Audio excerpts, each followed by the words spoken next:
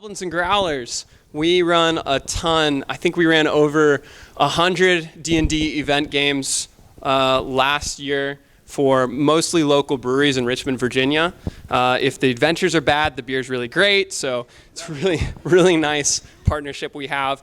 But we also occasionally do a great adventure too. Good news, a lot of people really love them. So we have a Patreon where we put them all up. But one of them we've entered into a one-page dungeon contest and is going to win. So we've decided to give it away for free, mainly because we lose the rights to it when it wins. So we do have a one-page dungeon up here. So if any of you play RPGs or are interested in playing RPGs, great news. You can come and pick that up after the panel for free, or at least for getting in our vicinity. That's the cost. Is it worth it? Is it worth it? Did shower recently. I just want to put that out there again. Thursday, MAGFest.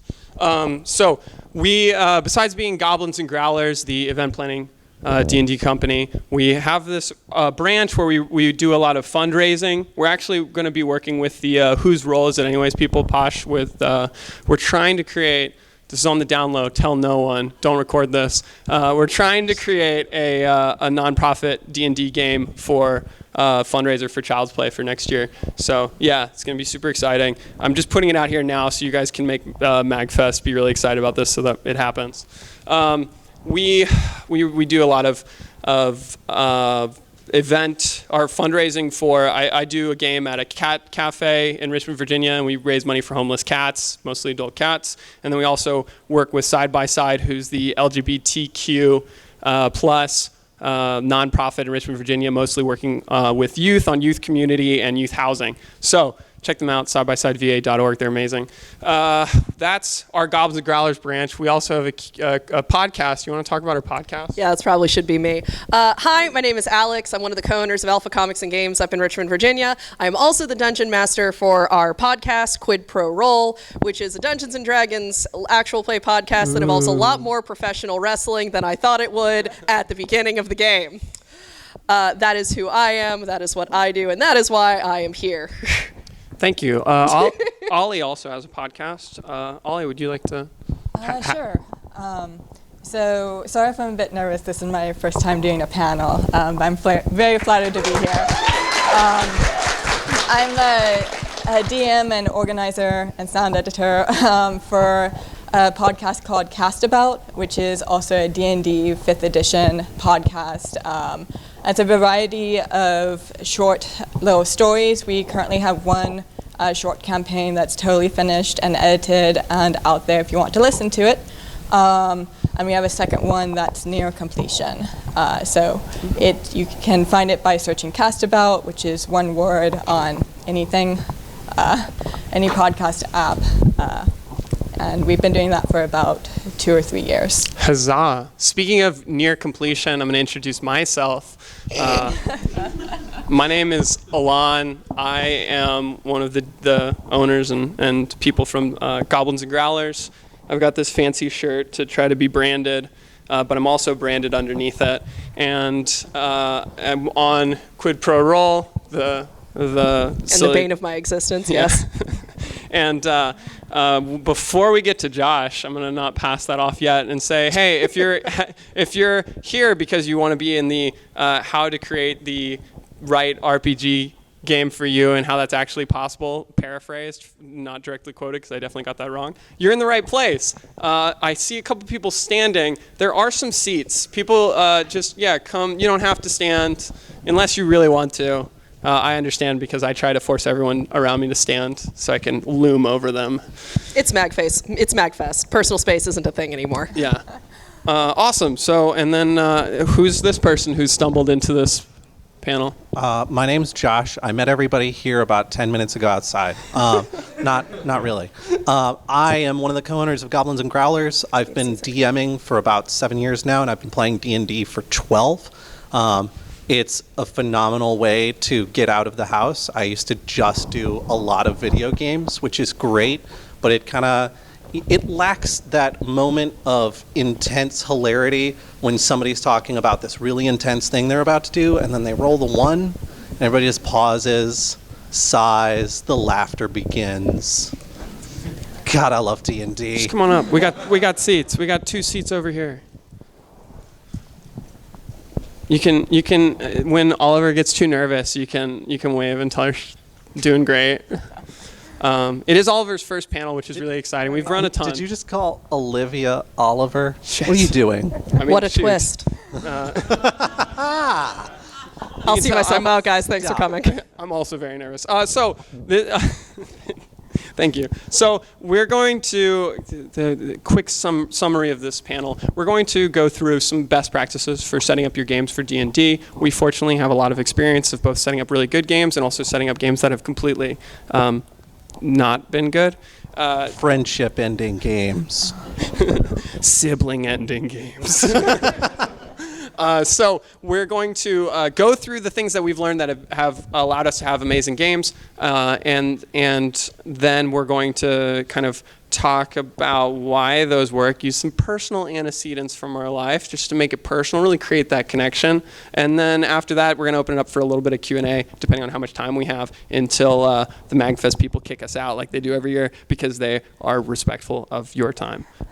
So we're going to start this one by talking about something that's near and dear to every long-time dungeon master and or just RPG game manager's heart, which is a session 0. And you can see Alex perk up. She's so excited because she got to run our session 0 for both our podcast, Quid Pro Roll, and also all sorts of other ones. Why Alex is a great session 0 talker is because Alex loves control, and session 0 is a good place to establish that. So Alex, talk to us about some session 0. So session 0, for those of you who don't know what that is the meeting that you have with your players before any characters are rolled up, any dice are rolled, any actual D&D takes place. And some of you might be like, that sounds really boring. It is not, for 2 reasons. One, again, I love control, and it makes me feel like I have a modicum of control over both my life and the campaign. It'll get thrown out the window as soon as my players start actually doing stuff, but now I feel like I have control.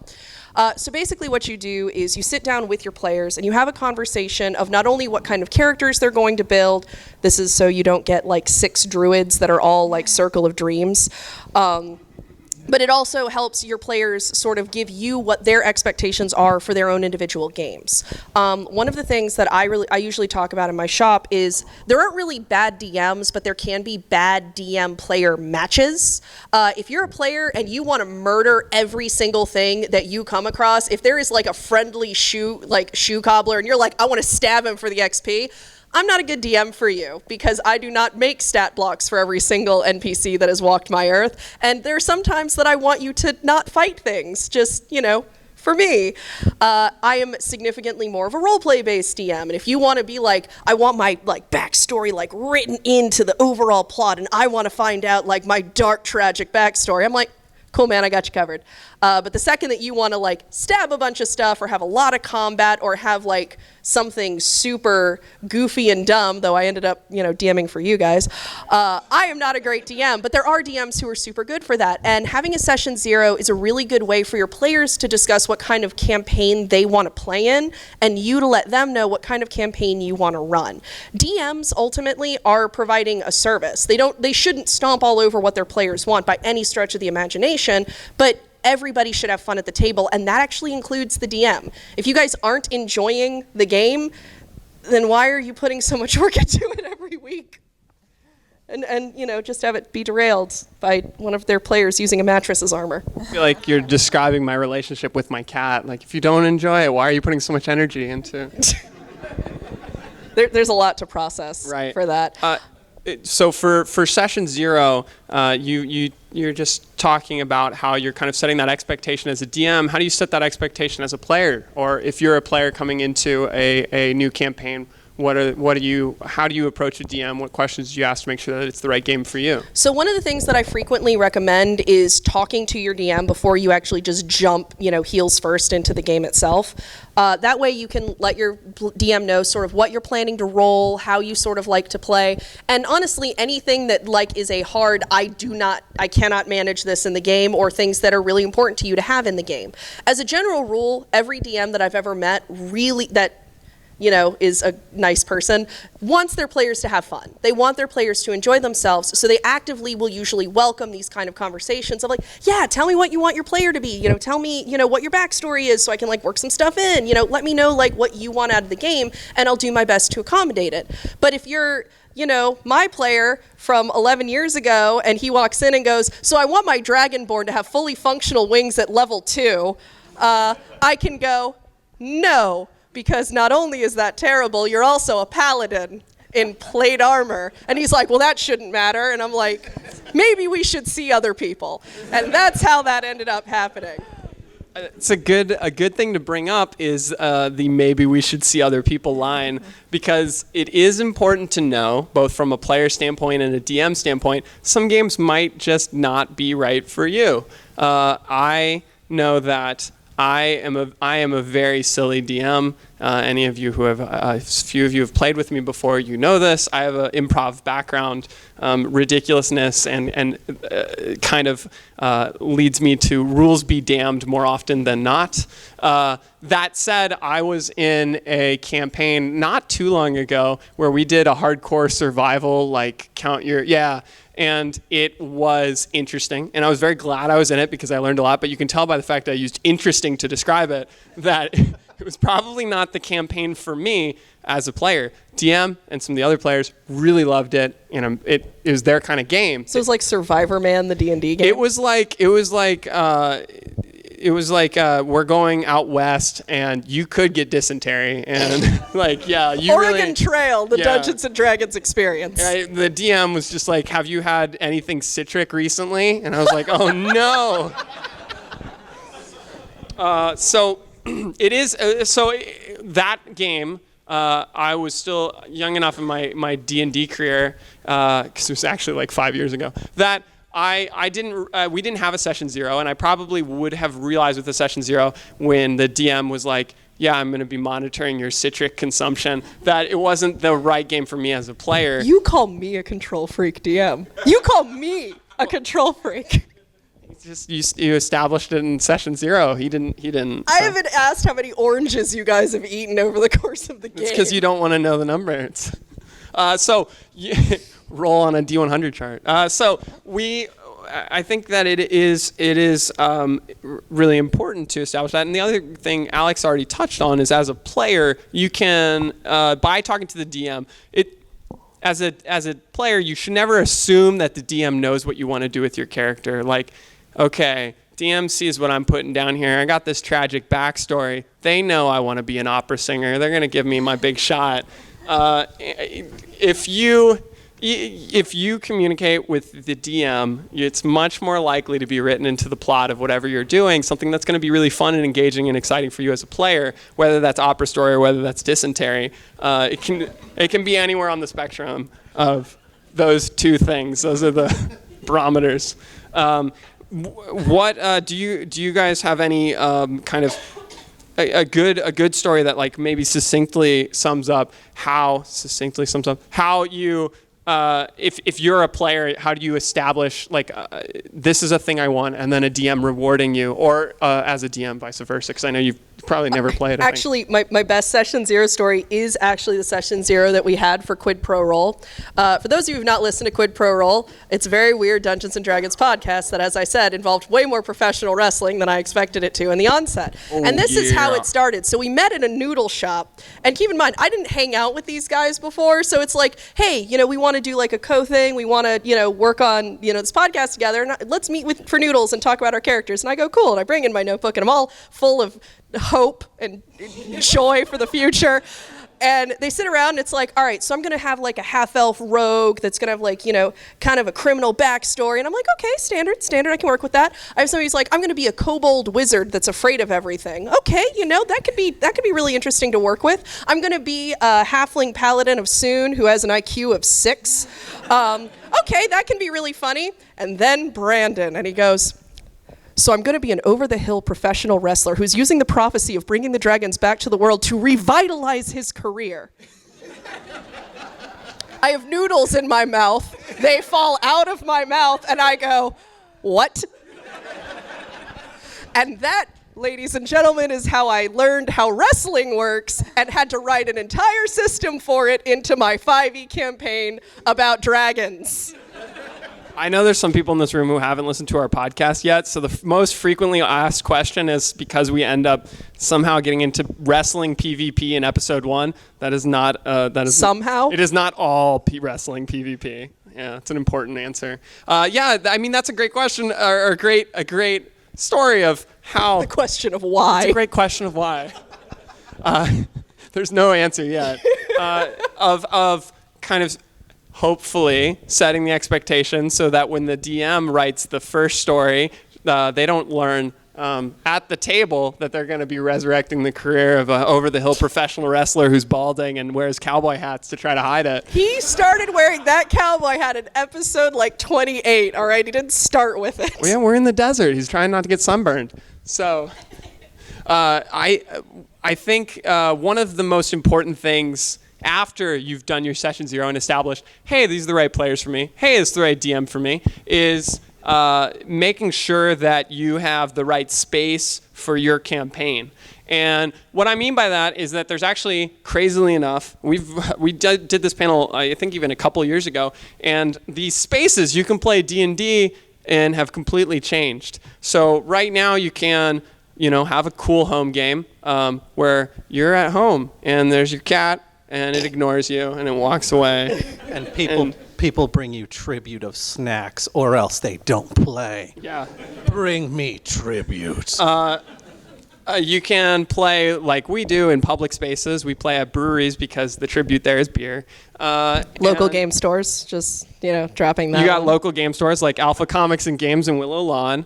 That's just an example of one that Alex owns. Which you can go and play at. You also have now, besides Roll20, which is an amazing online space that, you're like, man, I really don't feel like dealing with people today, so I'm just going to get on Skype and deal with them in a space where I can mute them if I need to. But also now, as Twitch streaming has become more common, you can also do it on Twitch, which is its own very unique space where you're like, man, I can't deal with people, but I also want to be able to mute a lot of people at once. So it's interesting that we've started to move into all these different spaces to play D&D, and each different space kind of dictates the game. I know I've played a couple of Roll20 games that are not for me. I learned that the easy way or the hard way, I don't know what it is, which is where I was playing Dungeons and Dragons and I'd be like, hey, I'm doing this thing, and then there's some latency feedback, and then someone's like, wait, what are you doing? And I'm like, how many tabs do you have open right now? And they're like, 27. And 3 are related to our game. And it just wasn't the space for me, but establishing that space changes the dynamic of the game. The other thing that it does is it changes very, very succinctly kind of what you need to do to establish that space, especially if you're at a store, a local game store, or if you're at a public space. One of the things we try to do with Goblins and Growlers, kind of our mission when we set out, was to create an inclusive space for tabletop gaming where anyone can come in and nobody's like, hey, yo, your paladin build's really not optimized. I don't think, look, you didn't take enough levels in Sorcerer to make sure that you could be double casting and quickening your spells. What are you doing? Or some sort of other thing, but a space where people can come in and be like, you know what, I'm going to play a farmer, what was his name? Farmer Dan? Farmer Dan, who's 10 in all of his stats and shouldn't be an adventurer. And He's a druid that almost exclusively summons things like goat armies to help him defeat monsters. It's pretty magical, actually. Or our skeleton. I can't remember the skeleton's name. McRib. Yeah, McRib. That's right. Who uses his own arms as weapons.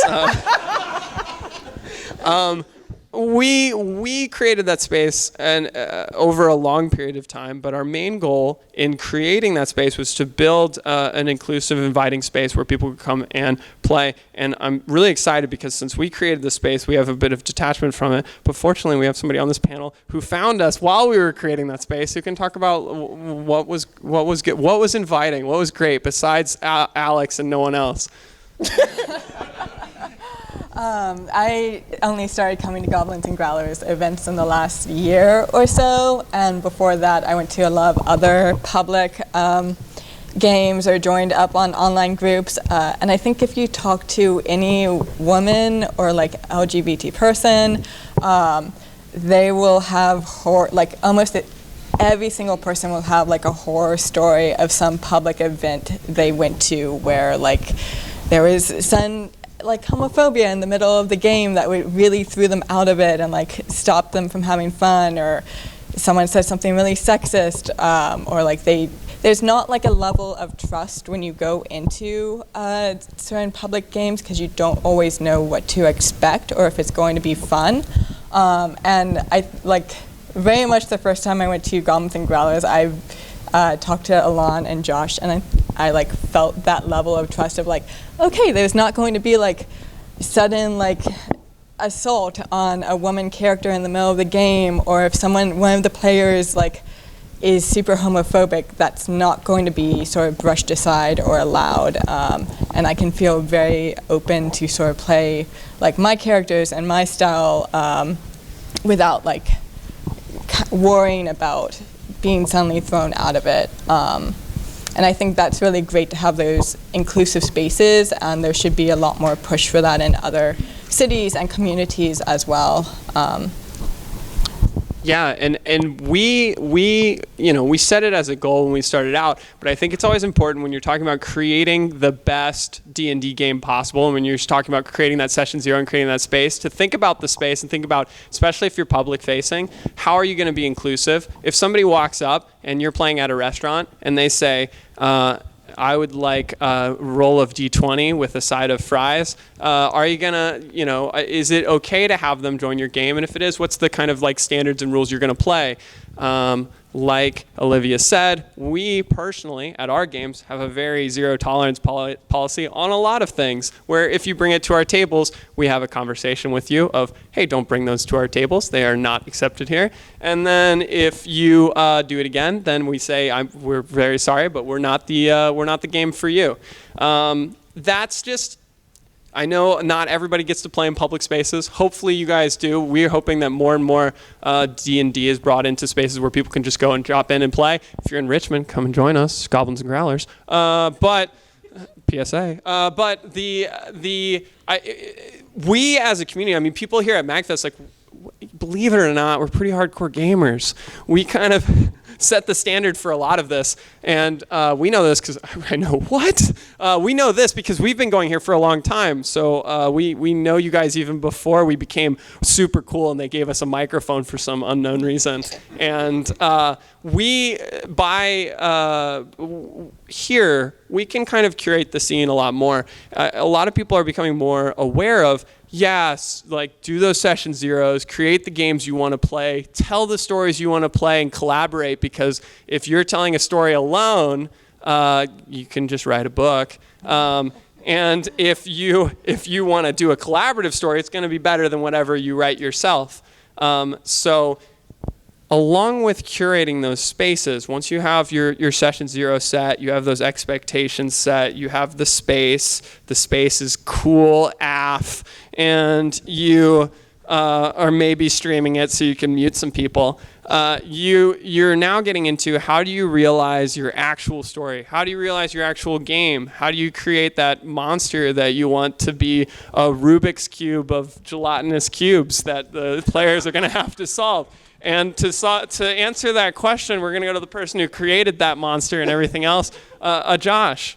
So, real quick, the Rubik's Cube made of gelatinous cubes was a concept that was given to us by someone at GalaxyCon in Richmond. They were like, wouldn't it be cool if like you had a gelatinous cube, but it was like it could change what size it was, almost like a Rubik's? And I'm like, can I just have that? Can I just have that idea? Can I just, yes, great, okay, making this.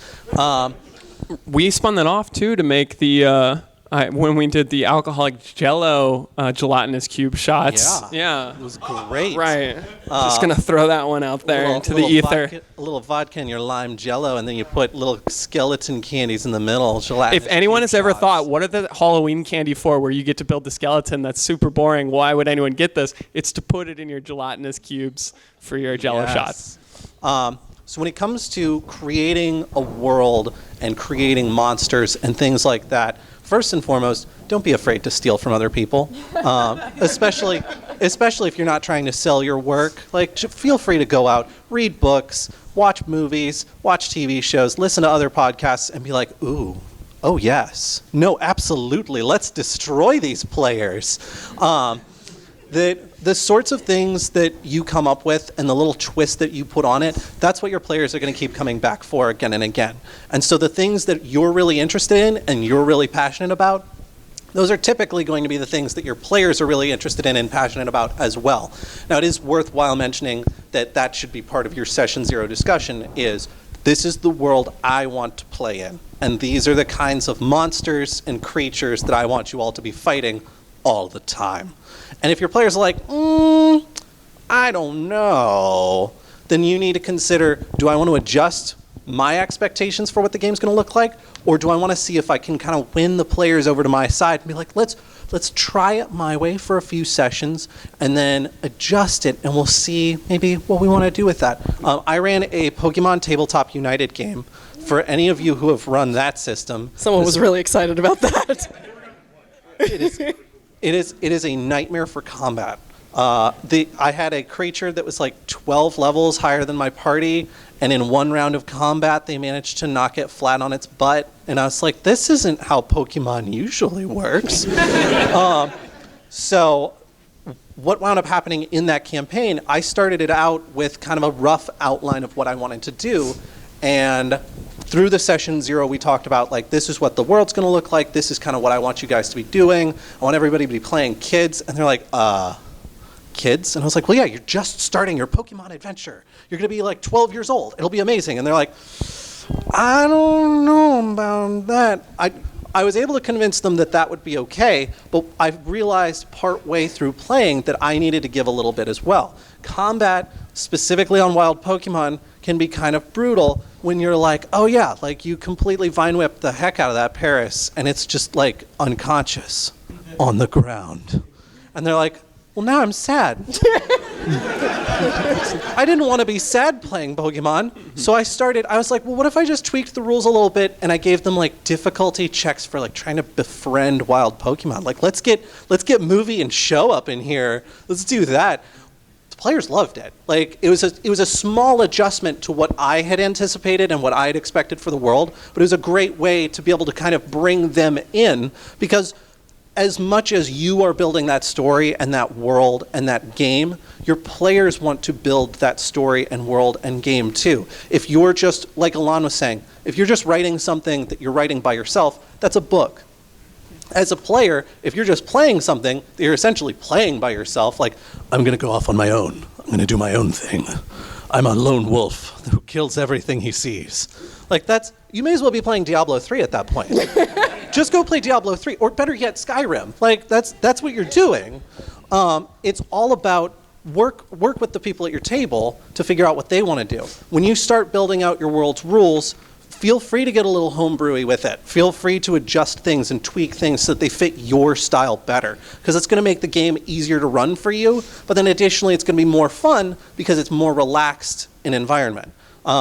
If you find that you broke something, feel free to talk to your players and be like, listen, your DM done messed up. I thought I was doing a good, and I did a bad, and I'm sorry. But we need to retcon pretty much this entire arc of the campaign because you're all demigods right now, and I don't know what to do with that information. I gave you a Ring of Conjure boat because I thought the boat, then you'd get in the river. That seems innocuous. But once you realized it conjures a boat 20 feet from you and did it straight up and used it to crush enemies, I did not realize the power that I had handed you. That's why I give you all useless magic items, by the way. Somebody asked me about that. That's why. You just wait. That podcast episode hasn't aired yet, but I gave a bunch of brewery players a robe of useful items at each table. A couple of people at those tables were like, I would like these things, and then joined a singular table at a later point. I don't know if you've ever experienced a party that has multiple robes of useful items. It's too useful. Things get weird very quickly. When you're creating your monsters, it's kind of a similar thing. Pick something that you're really passionate about, that you're really excited about. Go online, look at things that other people have created. If you want to rip just one ability from the werewolf on the 5ESRD website, do it. Do it. Live your best life. Especially if you have players at your table that are like, I've read the monster manual front to back. You can't get me. You'll be like, hey, guess what? All the goblins in this cave have regeneration. What now? You know nothing about what I've done, Jon Snow. my favorite is just to take a completely different stat block and just put it over on something else and just be like, this is what you're fighting. And they're like, oh yeah, okay, I've seen this kobold spearman many a time. And I'm like, and it grapples you with its tentacles.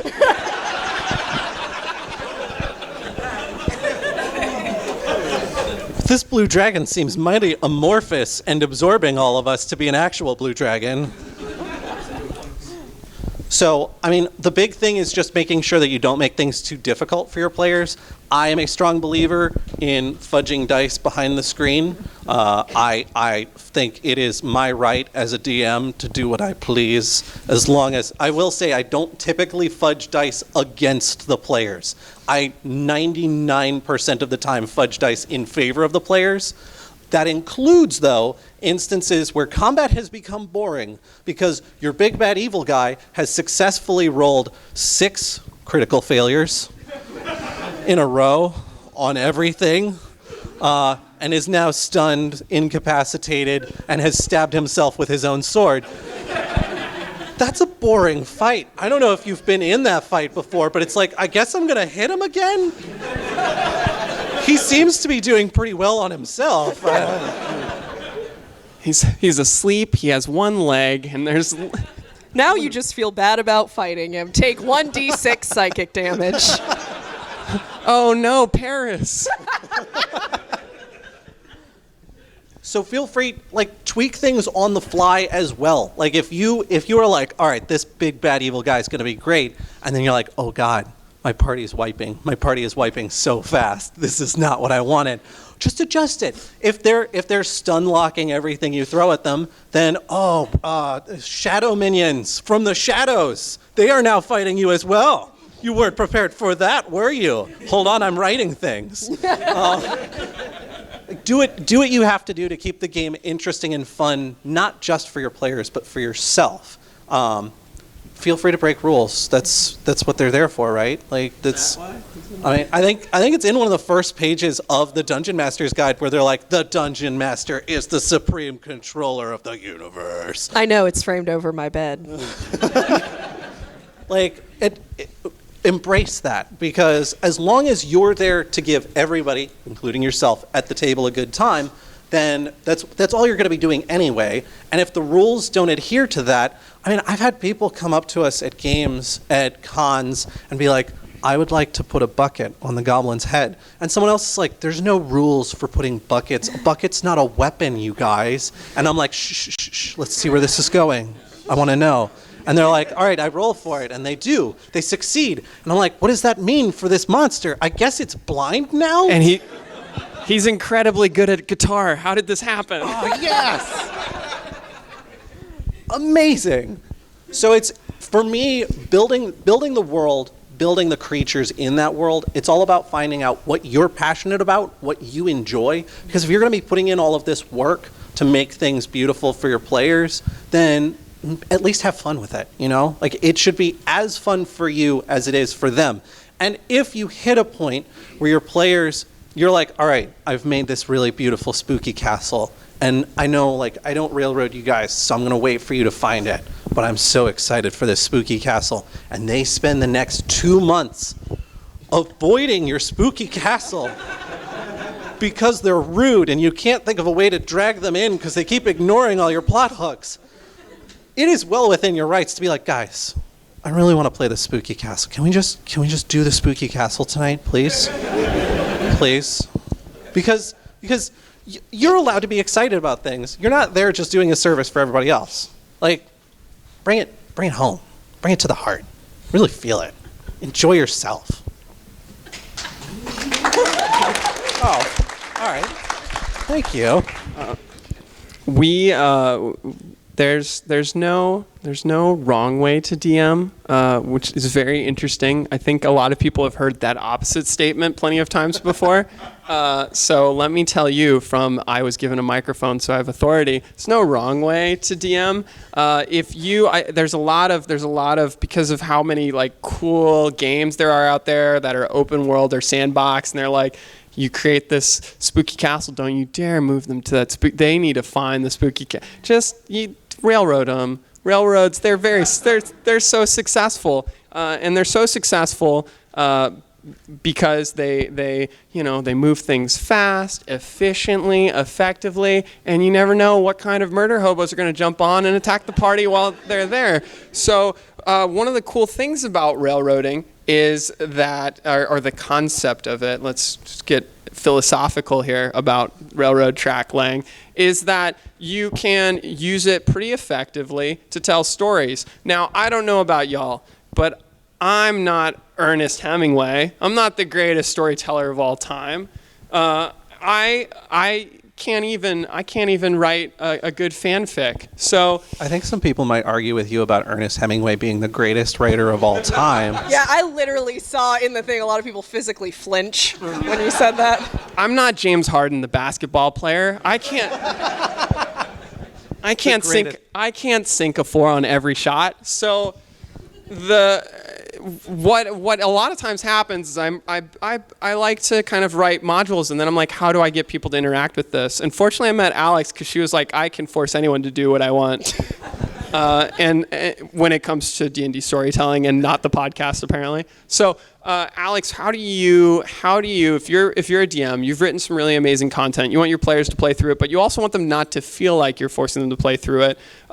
You've communicated at session 0 that there's going to be times where if they go too far off the rails, you're going to nudge them on it. But if they're getting off and you want to pretend that you're super cool and you're a DM, what are some good things to tell to kind of get them through that? So I have a lot of people who have actually like played D&D with me or listened to the cast and have actually like been like, how do you have a contingency for all the dumb stuff they do? And I'm going to tell you guys, I don't.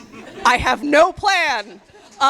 I do 2 things. 1, I've been DMing long enough that I'm pretty good at pulling stuff out of my butt at the last second, which is a skill everyone should develop for everything they do.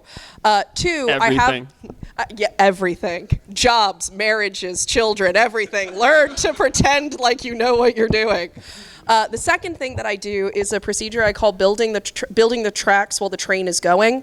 When you start your campaign, you all have a general idea of sort of what you're going to do with that story. You know that at some point they are going to fight a lich, or you know that at some point they're going to find out that, the bard's father is the evil king that they need to kill. Like, you know there's a plot that you're going to do.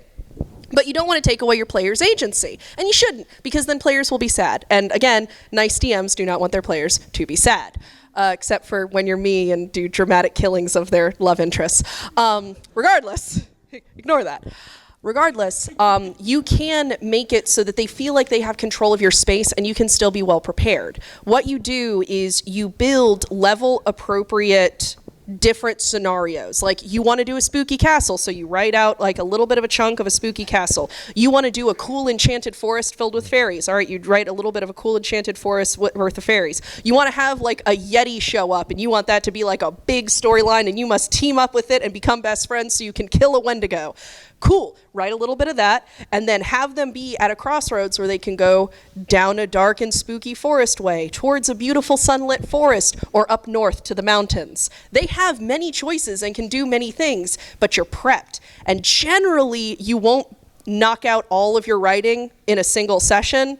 Ideally, especially because players will get off track and buy you time, then you know where they're going. So then you can write for that contingency, and then when they're done with that, cool.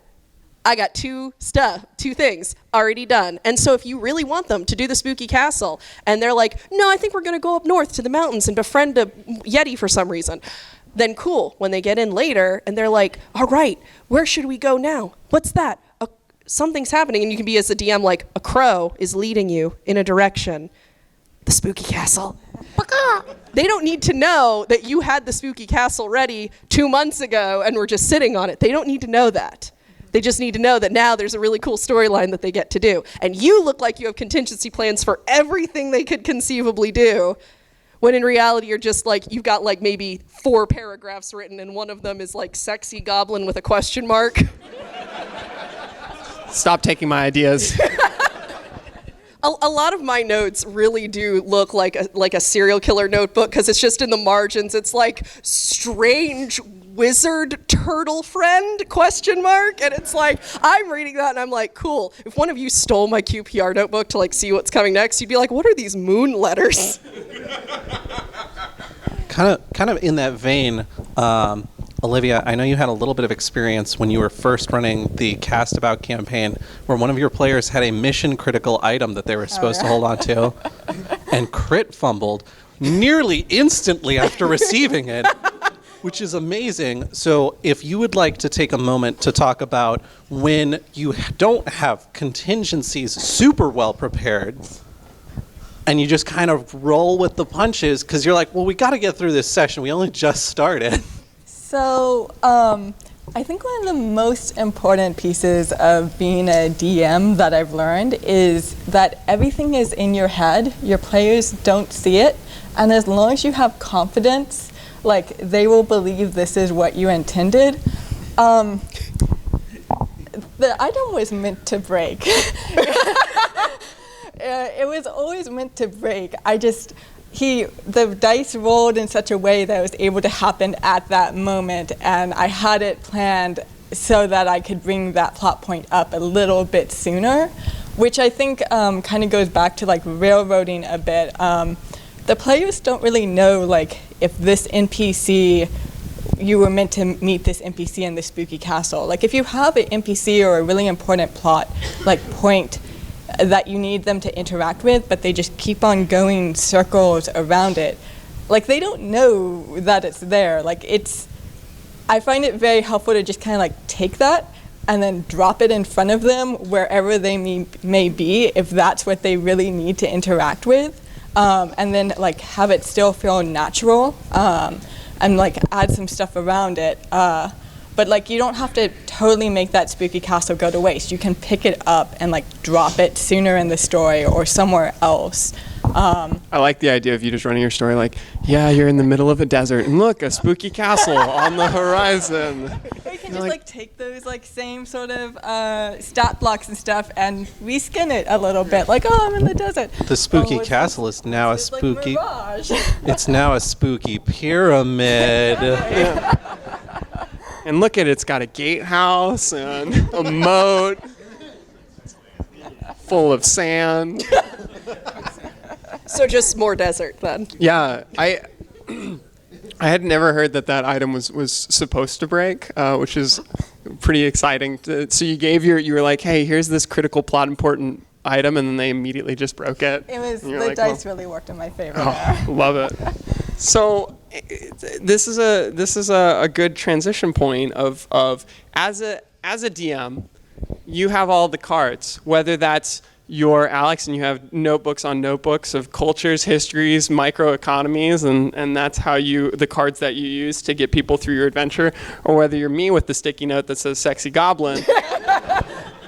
your confidence, your players have already, I mean, just by being there, especially when it's in person, they've already committed to like, well, I guess I'm gonna have a good time. I'm here. I paid the snack toll to be here, and you guys are creating the story for me. You have all those cards, so always remember that whatever you do it confidently. But great news, I've been doing it confidently for like 16 years of DMing. But if you haven't been DMing that long, and let's say you're just starting up, which a lot of, we're really lucky because a lot of people, their first time ever playing D&D has been with us at breweries, and then they're like, I want to DM, what should I do? And I'm like, be confident. And then they come back and they're like, I wasn't confident. The great news is that if you have that session 0, or if you're comfortable enough with your players, hopefully, there's times where, honestly, I'm just like, hey, quick disclaimer, out of game. I have no idea what's going on right now. We're going to continue to kind of follow this and have fun, but I want to let you know, over here at the big, scary, spooky castle in the middle of this lake is a thing I've written. I know that it will be more structured than what we're doing, but I'm okay to also continue to, dig through these hobbit mounds full of ants. And I know you guys have a big magnifying glass, so I understand it's really fun. Let me just do a quick pulse check, see where everybody's at, a vibe check. Let's vibe in.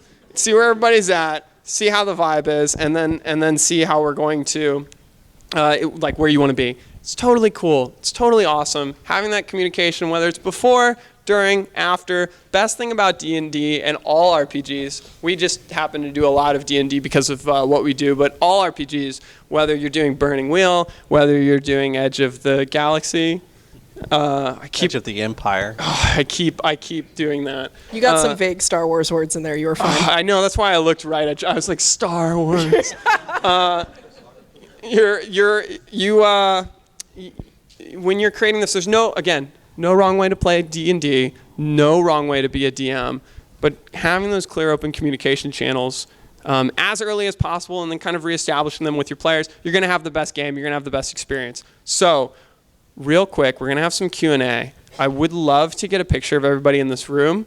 We also have a couple of things. One, we have a panel on Saturday at 2:30 here. Correct. So don't leave. Just stay here for 2 days. We're gonna be here, and we're also gonna have Potch from the Whose Role Is It Anyways. The panel's called "Help, My Game Is on Fire," and it is purely a Q&A panel where you say, help, my game is on fire, and professional DMs say, here's how I would put that fire out, and or boot that person out of your game. It's the panel for those of you who haven't listened to our advice here today. That one's super awesome. Also, if you follow our Instagram, it's called Goblins and Growlers. I'm going to be doing some pop-up D&D games just around. So I'll have like a little picture and be like, hey, I'm here. First 8 people who want to play D&D, come join. And some of the rest of us are going to be doing that as well. So if that sounds interesting to you, we're Goblins and Growlers. We have a one-page adventure up here that you could conceivably make copies and sell. We'd appreciate if you didn't, but it's free. And you can definitely come and grab that, along with like business cards. If you think hearing Alex slowly die on radio or on a podcast is exciting to you, we have that as well. You can hear the hope leave my voice in every episode. Yeah. By the end, our most recent episode, it just sounds like people are like, do you have a robot just talking? And then I think that's we're Goblins and Growlers. We're going to do the Q&A. So here's how the Q&A works. We're kind of small enough where I think people can just put up their hands and it's good. But if you have a unique object you can put up, 1, I'm more likely to call on you. 2, I'm more likely to call on you. So anybody who has questions? Yes, right here. I'm actually running into this issue where my players want to be railroaded. Yes. Is that going? Have you guys ever run into this? And does it feel like it's an issue? Because it kind of feels like it's a bit of an issue for me. Yeah. And I'm worried that I'm railroading them too much, and yet they're like, no, we like this. Yeah, give me 1 second because I forgot to take a picture. Picture real quick. And in people who are walking away, you can keep walking away. It's just going to look, sad in the picture.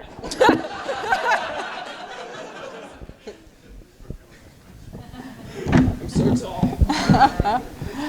Throw up those weeb poses. That was beautiful. So kawaii. Actually, I have, if I can jump on this one, because I'm, Please, I just the used so master much of the core strength. of the railroading. Generally, when your players actively want to be railroaded, it is because they don't have a direction that they themselves want to go. If you are uncomfortable with the idea of like writing the story for them, generally giving them some wiggle room as you take them along the path that they want to go will open up the paths that I think you are going to want to go down, and it'll give your players some direction.